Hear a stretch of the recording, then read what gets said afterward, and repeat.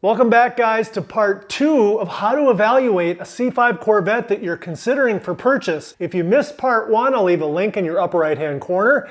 You can jump to that now if you want and watch that first, or just watch it after this one. First off, there's a couple of things in part 1 that I missed that would absolutely have made sense to check out while we had the hood up and the engine running, starting with kind of the harmonic balancer area. If you notice any chirps, squeals,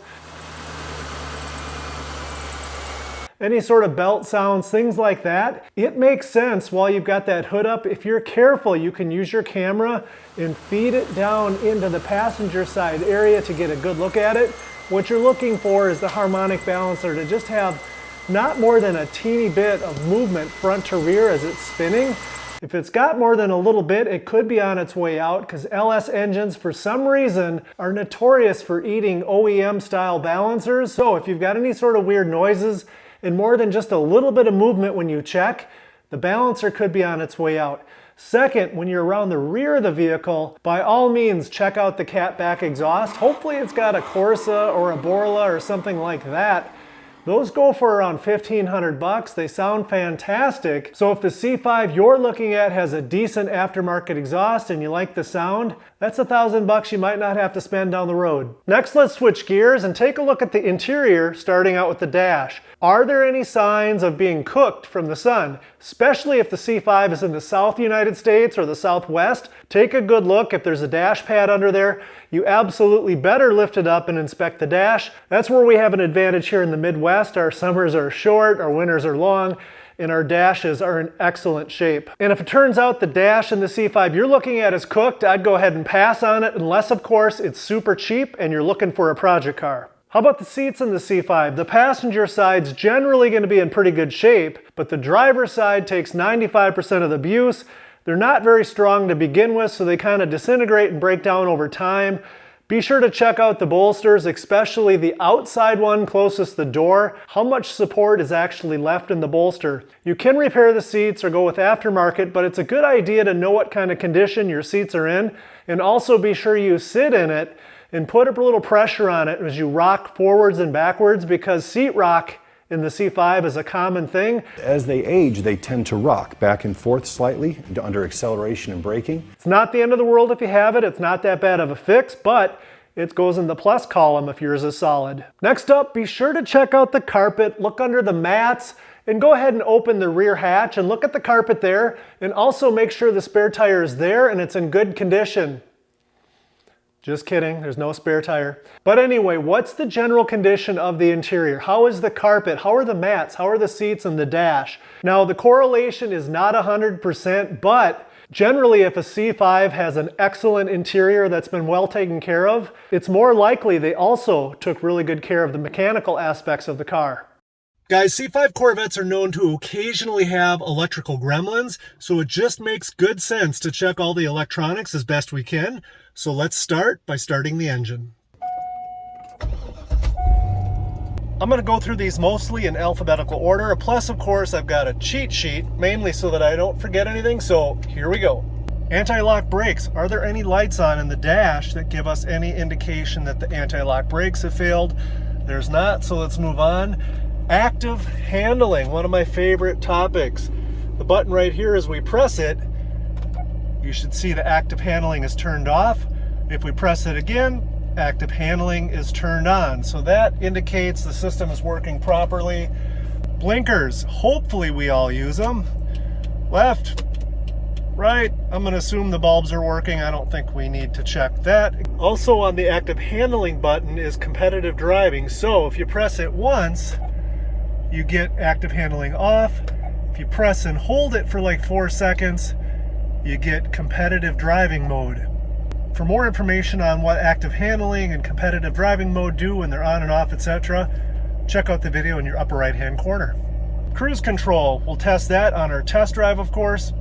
Door locks, do they work?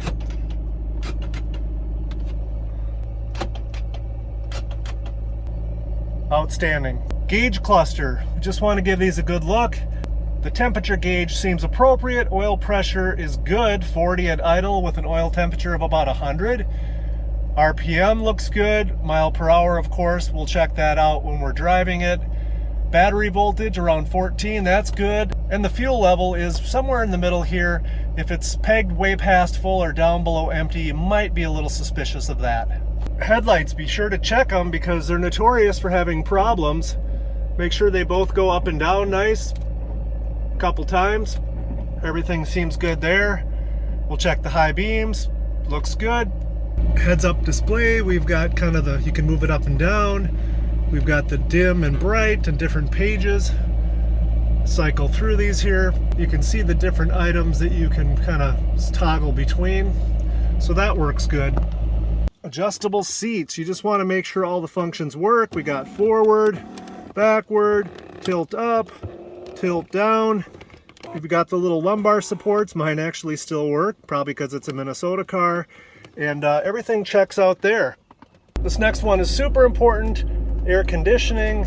Make sure you've got good cold air. Expensive to fix, and you want to make sure that you don't sweat to death in your C5. It's hot. Yeah. She's hot, and so am I. And I'm going to do this as well. I'm going to crank the heat up here, even though it's just about June. I'm dedicated for you guys. I want to make sure we've got good heat because there's some actuators inside the dash that control the flaps, either blowing it through the air conditioning system or the heater core, and you want to make sure that's working because that's a big repair. And I can assure you my heat's working just fine. Let's go ahead and check out the mirrors. Make sure it's on the left-hand mirror. Everything works there, side to side, up, down. We'll switch it to the passenger side mirror. Same thing there, up, down, left, right. That's golden, I love it.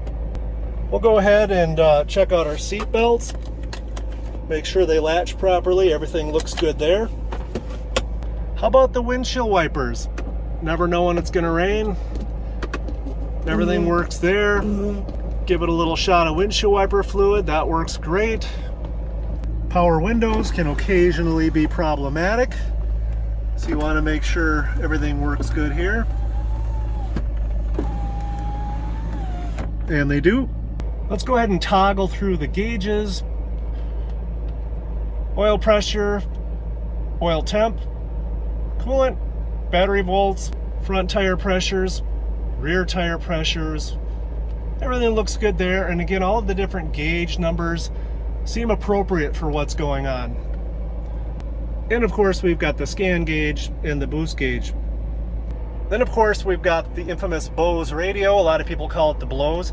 I don't mind it. I think it sounds pretty good, but honestly, I'm listening to the engine a lot when I'm driving in the summer.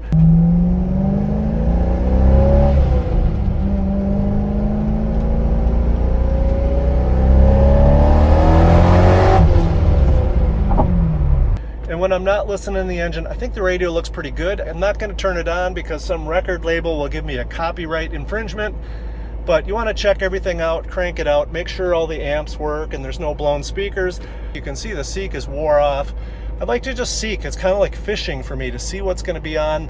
Dadgummit, we did it again. Some song I may not have heard of in a long time, but that's just me. So guys, everything checks out pretty good with mine. Hopefully that's the same for the one you're looking at, but the whole point of it is if there's something that's broken, you want to know about it before you buy it rather than a surprise later on down the road. If you find it before you buy it, by the way, any defect can potentially be a reduction in the price. So now guys, I think we can move on to the test drive.